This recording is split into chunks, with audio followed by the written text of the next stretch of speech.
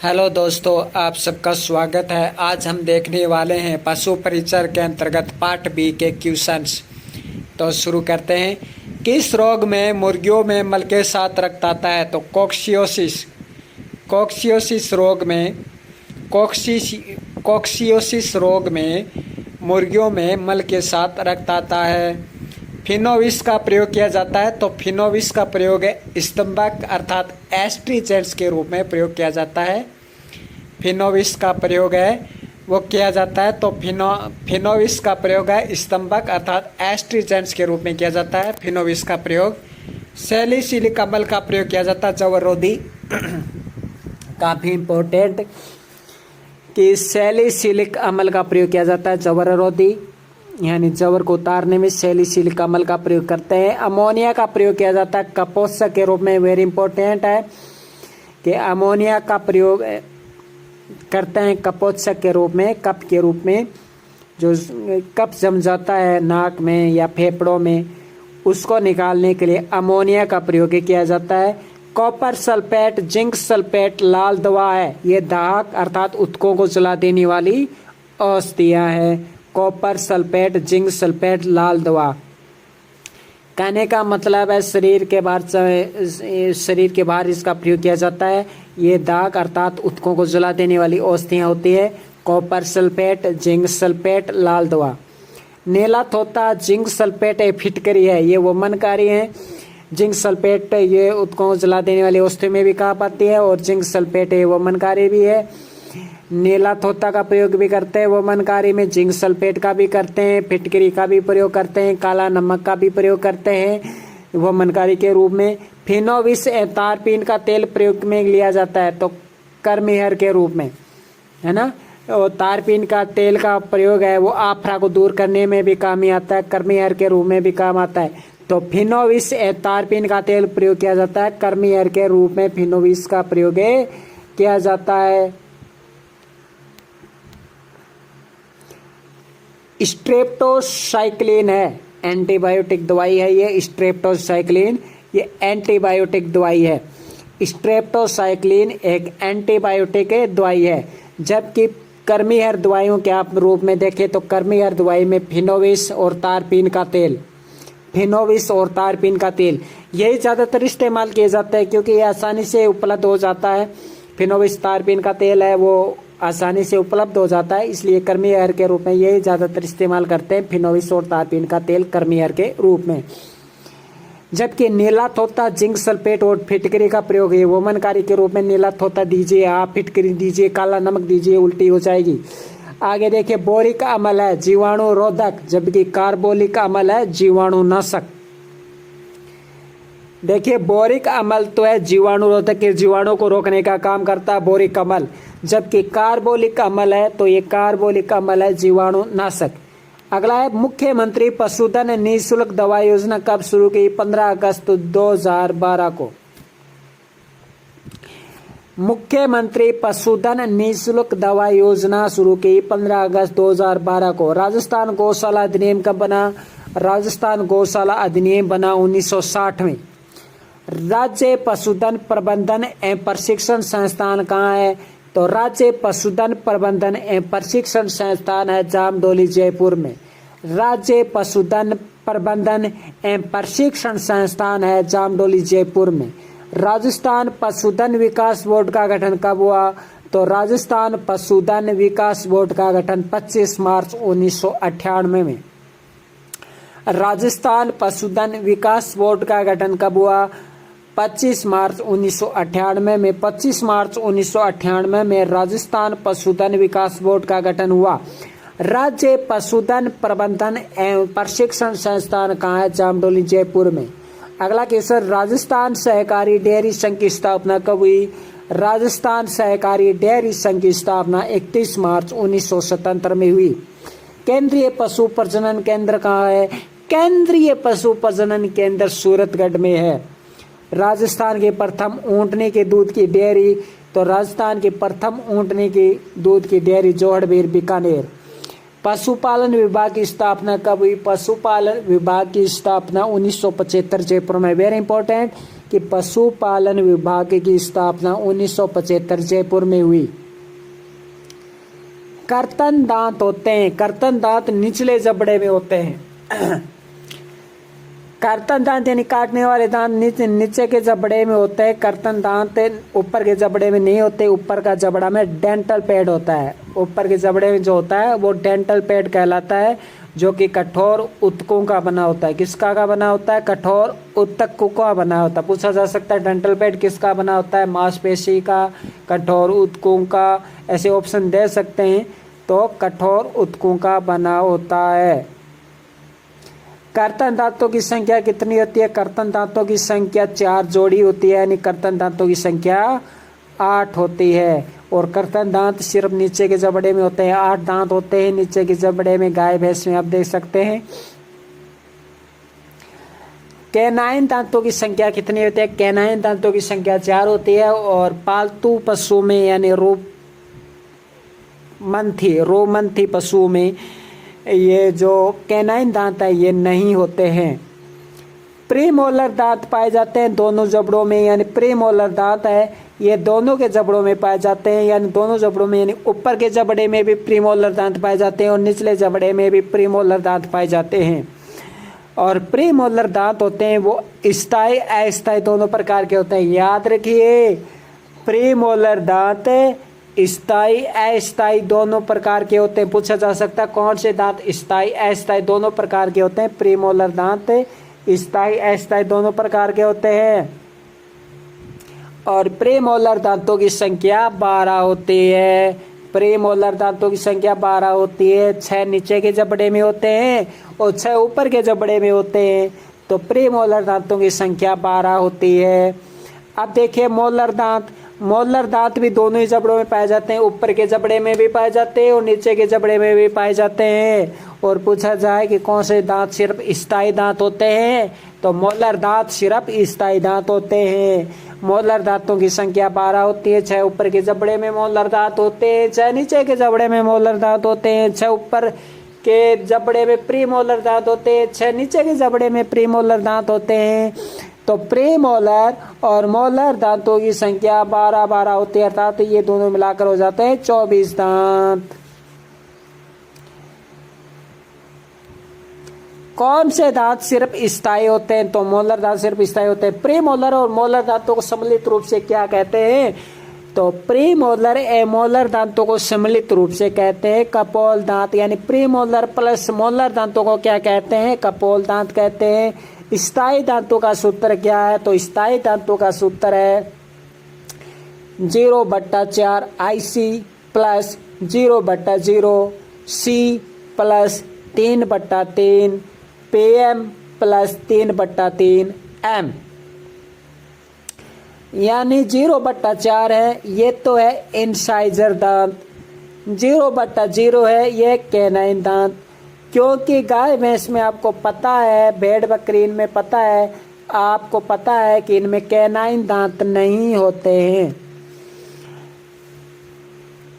3/3 है प्रीमोलर दांत और अगला 3/3 है मोलर दांत, यानी ये स्थायी दांतों का सूत्र है। तो देखिए कितने दांत हो गए? 3 3 6 3 3 6 6 6 12 12 4 16 और इनको 2 से गुणा कर देंगे कितना हो जाएगा? 32 दांत, यानी स्थायी दांतों का सूत्र है ये। अस्थायी दांतों में देखिए, तो अस्थायी दांतों में किस प्रकार के दांत नहीं होते हैं?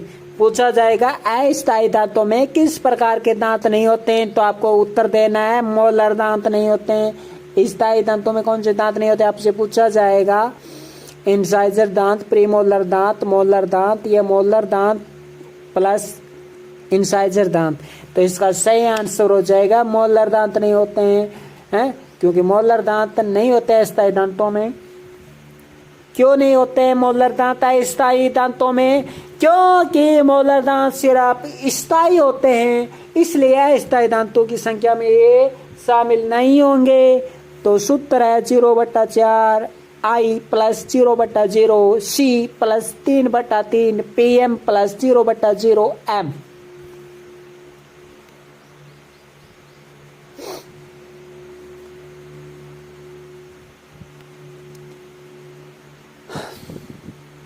अगला देखिए, कर्तन दांत का पहला जोड़ा कब आता है? प्रथम सप्ताह में। कर्तन दांत का दूसरा जोड़ा कब आता है? द्वितीय सप्ताह में। कर्तन दांत का तीसरा जोड़ा कब आता है? तीसरे सप्ताह में। कर्तन दांत का चौथा जोड़ा कब आता है? चौथा सप्ताह में।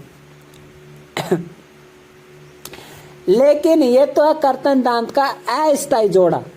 कर्तन दांत का अस्थायी जोड़ा आता है तो कर्तन दांत का प्रथम अस्थायी जोड़ा आता है प्रथम सप्ताह में। कर्तन दांत का अस्थायी दूसरा जोड़ा आता है दूसरे सप्ताह में। कर्तन दांत का तीसरा अस्थायी जोड़ा आता है तीसरे सप्ताह में। और कर्तन दांत का चौथा अस्थायी जोड़ा आता है चौथे सप्ताह में। कौन से दांत अस्थायी होते हैं? तो कर्तन दांत अस्थायी और स्थायी दोनों होते हैं। और प्रीमोलर दांत भी अस्थायी और स्थायी दोनों होते हैं। कहने का मतलब है कर्तन दांत और प्रीमोलर दांत एक बार जरूर टूटते हैं।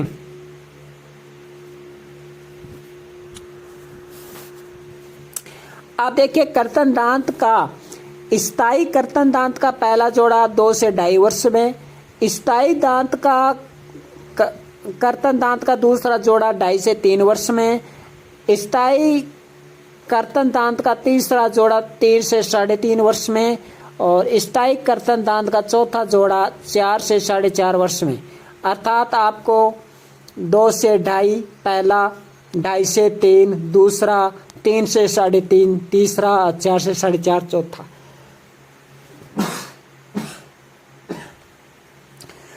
तो आई होप आपको याद रह जाएगा। पहला है अस्थायी कर्तन दांतों के बारे में, दूसरा है स्थायी कर्तन दांतों के बारे में। सभी स्थायी कर्तन दांत कब तक आ जाते हैं? सभी स्थायी कर्तन दांत कब तक आ जाते हैं? तो 4.5 वर्ष तक की उम्र में आ जाते हैं। अब देखिए, चौवर्णक दांतों का प्रथम जोड़ा। चौवर्णक दांत यानी मोलर दांत। तो मोलर दांत का प्रथम जोड़ा आता है 6 माह की उम्र में। और मोलर दांत का दूसरा जोड़ा आता है 1.5 वर्ष की उम्र में। मोलर दांत का प्रथम जोड़ा आता है 6 माह की उम्र में। अब आपको पता है एग्जाम में आजकल पहला जोड़ा पूछता कोई नहीं है, सीधा दूसरा जोड़ा पूछा जाता है। चाहे जीके का ही क्वेश्चन हो उसमें भी दूसरा ही पूछते। दूसरी ऊंची पहाड़ी कौन सी है? दूसरी सबसे गहरी झील कौन सी है? दूसरी झील कौन सी जिसमें सबसे ज्यादा नमक ज्यादा उत्पादन होता है? तो इस तरह के क्वेश्चन पूछे जाते हैं। तो दूसरा याद रखिए 1.5 वर्ष की उम्र में आता है चौवर्णक दांत। तो आप ये मत कहना है ये स्थायी है या अस्थायी। तो देखिए, चौवर्णक दांत हमेशा स्थायी होते हैं। चौवर्णक दांत यानी मोलर दांत हमेशा स्थायी होते हैं। तो चौवर्णक दांत का प्रथम जोड़ा आता है 6 माह में। और चौवर्णक दांत का दूसरा जोड़ा आता है 1.5 वर्ष की उम्र में। अगर चौवर्णक दांत का प्रथम जोड़ा आता है 2 से 2.5 वर्ष में। यह अग्रणक चौवर्णक का प्रथम जोड़ा ही सिर्फ याद रख लीजिए, काफी है। तो अगर चौवर्णक दांत का प्रथम जोड़ा आता है, तो अगर चौवर्णक दांत का प्रथम जोड़ा आता है 2 से 2.5 वर्ष की उम्र में। आगे देखिए, मीठी साइलेज में कौन सा अम्ल होता है? तो मीठी साइलेज में लैक्टिक अम्ल होता है। और अम्लीय साइलेज में कौन सा अम्ल होता है? अम्लीय साइलेज में एसिटिक अम्ल होता है। वेरी इंपॉर्टेंट, दोनों क्वेश्चन बहुत ही ज्यादा इंपॉर्टेंट है। साइलेज बनने में 12 सप्ताह लगता है, यानी 3 महीने लगते हैं। वेरी इंपॉर्टेंट क्वेश्चन ये भी। तीनों ही क्वेश्चन बहुत ही ज्यादा इंपॉर्टेंट है। याद रखिए कि मीठी साइलेज में कौन सा अम्ल होता है? लैक्टिक अम्ल होता है। अम्लीय साइलेज में कौन सा अम्ल होता है? एसिटिक अम्ल होता है। और साइलेज बनने में 3 सप्ताह लगते हैं, 3 सप्ताह लगते हैं, यानी 12 सप्ताह लगते हैं, यानी 3 महीने लगते हैं। है बनने में कितना समय लगता है? तो देखिए, साइलेज बनने में 3 महीना लगता है और है बनने में 4 से 6 सप्ताह, यानी 1 से 1.5 महीना लगता है। यानी है वो बहुत जल्दी बन जाता है। अगला देखिए, तिपाही विधि, सस्यगार विधि, एविंड्रो विधि किसकी है? तो ये है बनाने की विधियां है। तिपाही विधि, सस्यगार विधि, वेंड्रो विधि है, ये है बनाने की विधि है। ऑप्शन देगा आपको कौन सी किस प्रकार की विधि है, ये बनाने की विधि है कि साइलेज बनाने की विधि है कि चारा बनाने की विधि है या पशुपालन की विधि है। तो ये है बनाने की विधियां हैं। तो तेपाई विधि, सस्यगार विधि और विंड्रो विधि यह है बनाने की विधियां हैं। तेपाई विधि क्या होती है, इसमें 3 बांस के डंडे रोप दिए जाते हैं या 3 डंडे रोप दिए जाते हैं आपस में, एक डंडा बीच में और 2 डंडा उनके अगल बगल रोप दिए जाते हैं और फिर उस पर है लटका दी जाती है, फिर उस पर है लटका दी जाती है, उस पर है रख दी जाती है सुखाने के लिए।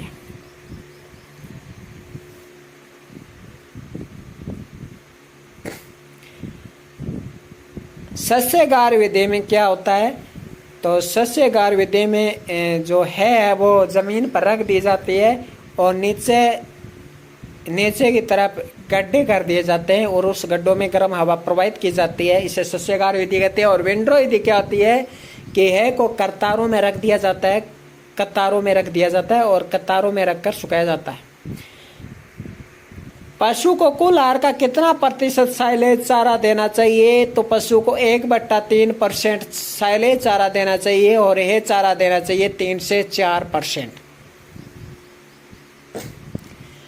पशु को कुल आहार का कितना प्रतिशत साइलेज चारा देना चाहिए, तो पशु को कुल आहार का 1/3% तो देना चाहिए साइलेज चारा और है चारा कितना देना चाहिए, तो पशु को कुल आहार का है चारा देना चाहिए 3/4%। पशु को कुल आहार का कितना प्रतिशत साइलेज चारा देना चाहिए, 1/3% साइलेज चारा दीजिए और 3/4% है चारा दीजिए। किस प्रकार के दांत स्थायी अस्थायी दोनों होते हैं, तो प्रीमोलर दांत और कर्तन दांत स्थायी अस्थायी दोनों प्रकार के होते हैं। सांद्रित पदार्थ में टीडीएन की मात्रा कितनी होती है, तो सांद्रित पदार्थ में टीडीएन की मात्रा 60% से ज़्यादा होती है। सांद्रित पदार्थ में टीडीएन की मात्रा, सांद्रित पदार्थ में टीडीएन की मात्रा 60% से ज़्यादा होती है।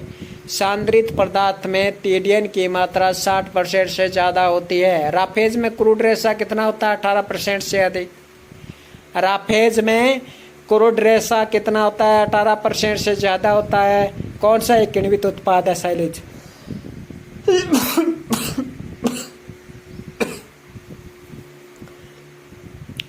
कौन सा एक किण्वित उत्पाद है? साइलेज एक किण्वित उत्पाद है और मुर्गियों में संगमरमर ग्रिट आहार में दिया जाता है ताकि कैल्शियम की कमी पूरी हो सके। बहुतंत्री का शोथ किस पोषक तत्व की कमी का लक्षण है, तो निकोटिमाइड। यानी बहुतंत्रिका में शोथ का अर्थ है सूजन। जब बहुतंत्रिका में सूजन आ जाती है तो वो कौन से पोषक तत्व की कमी के कारण बहुतंत्रिका में सूजन आ जाती है, निकोटिमाइड। याद रखिए, बहुतंत्रिका शोथ किस पोषक तत्व की कमी का लक्षण है, निकोटिमाइड। फास्फोरस की कमी का विशिष्ट लक्षण क्या है, स्वेबेक। फास्फोरस की कमी से स्वेबेक हो जाता है। तो देखिए, अगर मुर्गियों में बहुतंत्रिका शोथ में पोषक तत्व की कमी, तो अगर मुर्गियों में बहुतंत्रिका में शोथ आ जाती है, सूजन आ जाती है, तो इसका मतलब मुर्गियों में निकोटिमाइड पोषक तत्व की कमी है। अगर मुर्गियों में स्वेबेक हो जाए मुर्गियों में स्वेबेक नामक बीमारी हो जाए, तो इसका मतलब मुर्गियों में फास्फोरस की कमी है। स्पेड क्या है, बंधियाकृत मादा। स्पेड क्या है, बंधियाकृत मादा। वह गाय जो हमेशा हिट में रहती है, निफेनेटिक कहलाती है। वह गाय जो हमेशा हिट में रहती है, निफेनेटिक कहलाती है। जानवर द्वारा मर्दा खाना क्या कहलाता है, जियोफेगिया। जानवर द्वारा मर्दा खाना क्या कहलाता है, जियोफेगिया कहलाता है। पशुओं में पेशाब बाहर निकालने का यंत्र है कैपिटर। ब्रॉयलर 6 मास उत्पादन की युक्त आयु है, तो 6 से 8 सप्ताह का जब मुर्गा हो जाए तब आप मान लीजिएगा कि मांस उत्पादन के लिए हो गया ये तैयार। रियूप विधि है कास्टिंग। कैपोनाइजेशन हेतु उपयुक्त आयु है, तो कैपोनाइजेशन हेतु उपयुक्त आयु है 10 माह है। कैपोनाइजेशन किस में किया जाता है? मुर्गियों में, मुर्गियों में इनमें कैपोनाइजेशन होता है और उपयुक्त आयु 10 माह। कैनाबलिज्म का कारण है, कैनाबलिज्म किस में होता है? मुर्गियों में। कैनाबलिज्म क्या है? एक दूसरे को चोंच मारना कैनाबलिज्म है, यानी मुर्गियों में कैनाबलिज्म रोग क्या होता है? एक दूसरे को चोंच मारती है, यानी लड़ती है, झगड़ती है, एक दूसरे को घायल कर देती है, जो कि बहुत ही खतरनाक बीमारी है ना। आपको पता है एक दूसरे को चोंच मारेगी तो पूरी तरह से घायल हो जाएंगे और घायल होने के बाद मर जाएंगी। तो कैनाबलिज्म का कारण है NaCl की कमी। गाय में पूंछ काटना क्या कहलाता है? डिटेलिंग कहलाता है। गाय भैंस में पूंछ काटना डिटेलिंग कहलाता है और भेड़ में पूंछ काटना डॉकिंग कहलाता है।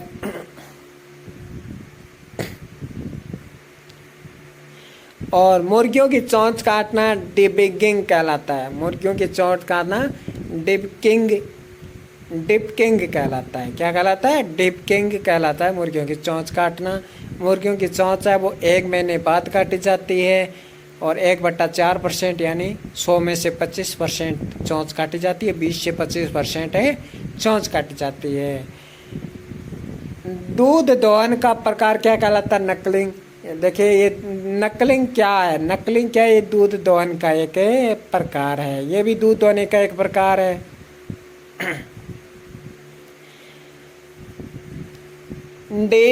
नकलिंग दूध दोहन का एक प्रकार है। वेनिंग क्या है? वेनिंग यानी बछड़े को गाय से अलग रखकर पालना, वेनिंग। सकलिंग गाय के साथ बछड़े को पालना, सकलिंग। और नकलिंग क्या है? दूध दोहन का एक प्रकार है।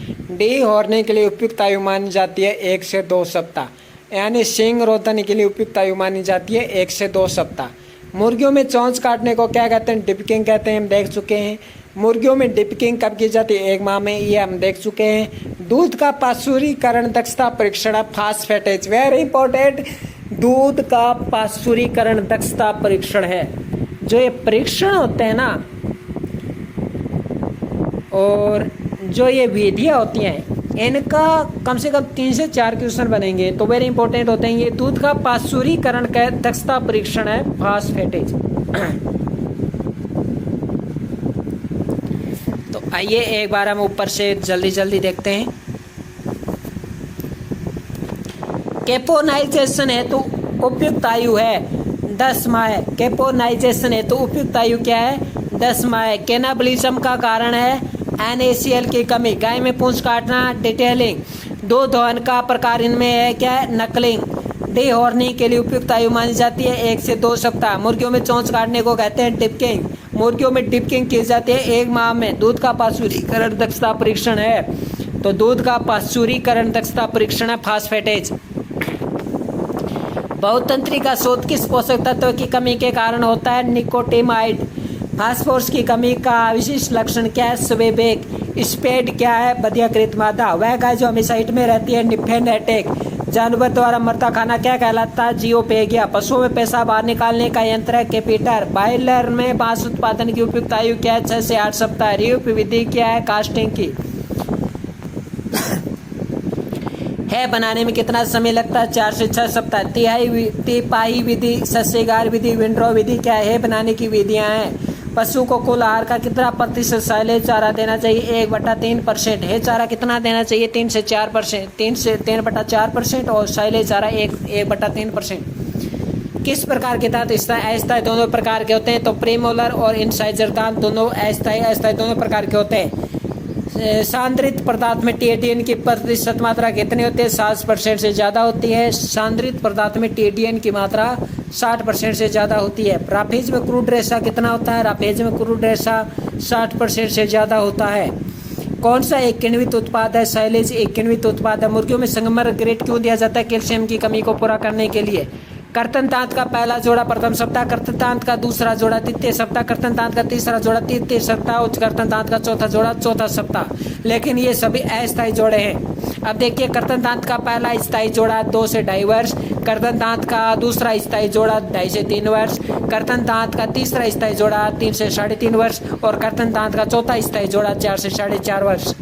सवर्णक दांत का प्रथम स्थायी जोड़ा 6 माह, सवर्णक दांत तो होते ही स्थायी है, तो सवर्णक दांत का प्रथम जोड़ा 6 माह है और सवर्णक दांत का दूसरा जोड़ा 1.5 वर्ष। अगर सवर्णक दांत का प्रथम जोड़ा 2 से 2.5 वर्ष, अग्रणक सवर्णक यानी प्री मोलर दांत का प्रथम जोड़ा 2 से 2.5 वर्ष। मीठी साइलेज में होता है लैक्टिक अम्ल और अम्लीय साइलेज में होता है एसिटिक अम्ल। साइलेज बनने में 12 सप्ताह लगते हैं। कर्तन दांत होते हैं नीचे के जबड़े में, सिर्फ नीचे के जबड़े में। कर्तन दांतों की संख्या होती है 8। कैनाइन दांतों की संख्या होती है 4। कैनाइन दांत पाए जाते हैं बिल्ली, कुत्ता, शेर। प्रेमोलर दांत पाए जाते हैं दोनों जबड़ों में। प्रेमोलर दांतों की संख्या होती है 12। मोलर दांत पाए जाते हैं दोनों जबड़ों में। मोलर दांतों की संख्या होती है 12। कौन से दांत सिर्फ स्थायी होते हैं? मोलर दांत सिर्फ स्थायी होते हैं। प्रीमोलर और मोलर दांतों का सम्मिलित रूप कहलाता है कपोल दांत। स्थायी दांतों का सूत्र है 0/4 + 0/0 + 3/3 + 3/3।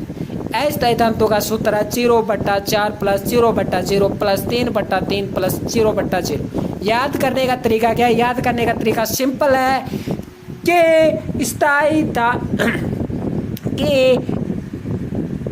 याद करने का सूत्र ये सिंपल है, क्योंकि अस्थायी दांतों में मोलर दांत नहीं पाए जाते। यही तरीका है याद करने का। बोरिक अम्ल है, तो बोरिक अम्ल जीवाणुरोधक होता है और कार्बोलिक अम्ल जीवाणुनाशक होता है। मुख्यमंत्री पशुधन निःशुल्क दवा योजना कब बनी? 15 अगस्त 2012। राजस्थान में गौशाला अधिनियम कब बना? 1960 में।